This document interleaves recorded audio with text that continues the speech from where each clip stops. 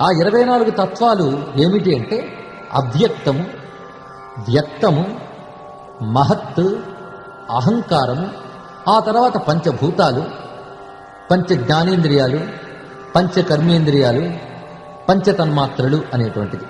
ఇందులో మనకి పంచభూతాల నుంచి అన్నీ అర్థమవుతాయి. పంచభూతాలంటే భూమి, నీరు, అగ్ని, వాయువు, ఆకాశం.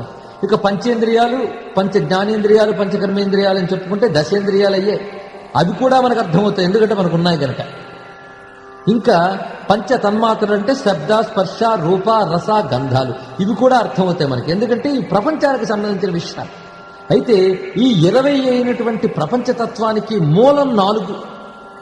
ఆ 4 వ్యక్తం, దానిపైన అవ్యక్తం, ఇటుపైన మహత్తు, అహంకారం. అంటే అవ్యక్త, వ్యక్త, మహత్, అహంకారాలు 4 పునాదిలాగా ఉంటే పంచభూతాల నుంచి మిగిలిన ప్రపంచమంతా భవంతిలాగా ఉందన్నమాట. పునాది మనకు కనబడదు, భవంతి